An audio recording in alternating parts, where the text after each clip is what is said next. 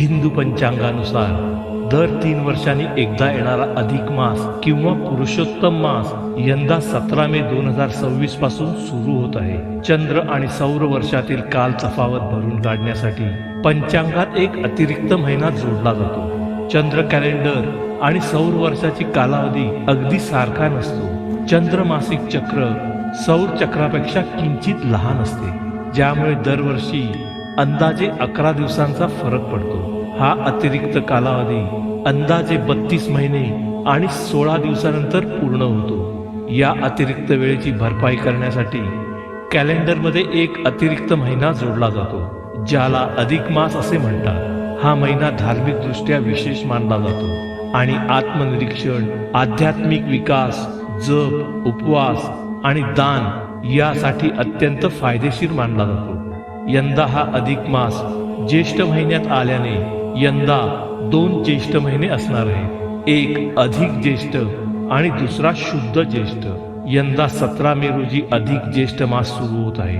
त्या निमित्ताने अधिक फळ देणारी आणि भगवान विष्णूंना प्रिय असणारी उपासना जरूर करावी. अधिक मास, ज्याला आपण पुरुषोत्तम मास म्हणून ओळखतो, हा काळ अध्यात्म आणि आत्मिक प्रगतीसाठी अत्यंत फलदायी मानला जातो. या काळात केलेली उपासना इतर वेळेपेक्षा कैक पटीने अधिक पुण्य देऊन जाते. जर तुम्हाला या महिन्यात आपली आध्यात्मिक ऊर्जा वाढवायची असेल तर भगवान श्रीकृष्णाला प्रिय असलेल्या भगवद्गीतेतील 15वा अध्याय आणि विष्णू मंत्रांचा जप हा सर्वोत्तम मार्ग आहे. हिंदू धर्मात अधिक मासाला मलमास तसेच पुरुषोत्तम मास म्हटले जाते, कारण या महिन्याचा अधिपती पुरुषोत्तम अर्थात स्वतः भगवान विष्णू आहे.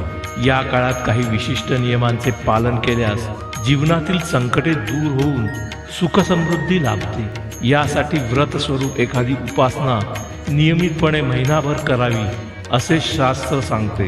भगवद्गीतेतील 15वा अध्यायाला पुरुषोत्तम योग असे नाव आहे.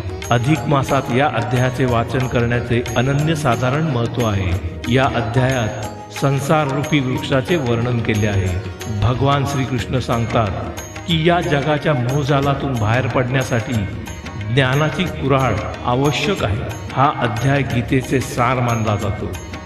याचे नित्य पठण केल्याने आणि त्याचा अर्थ समजून घेतल्याने मनुष्याला संसारातील आसक्तीतून मुक्ती मिळते आणि परमात्म्याचे ज्ञान होते. अधिक मासात रोज 15व्या अध्यायाचे वाचन केल्याने पितृदोष निवारण होते आणि अक्षय पुण्याची प्राप्ती होते असे मानले जाते. तसेच ओम नमो भगवते वासुदेवाय हा 32 अक्षरी मंत्र अत्यंत शक्तिशाली आणि प्रभावशाली आहे.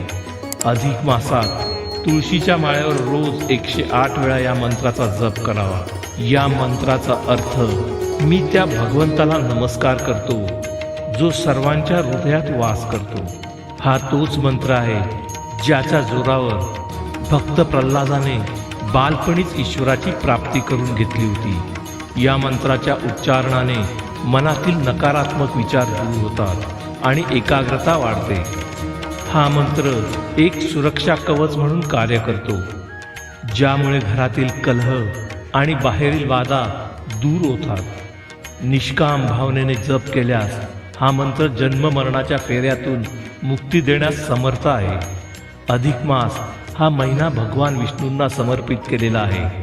भगवान विष्णू हे पृथ्वीचे पालनहार आहेत. या महिन्यात विष्णू भक्ती, उपासना, पूजा, व्रत याला अत्यंत महत्त्व आहे.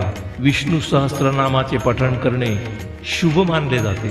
जो कोणी अधिक मासात संपूर्णपणे सात्विक भोजन करतो, भगवान विष्णूंची आराधना करतो, त्यावर कायम विष्णू कृपा करतात अशी मान्यता आहे. तसेच या महिन्यात दान करण्याला देखील पुण्याचे मानले जाते. अधिक मास हा महिना धार्मिक दृष्ट्या महत्त्वाचा मानल्याने अनेक जण धार्मिक विधी या काळात करतात.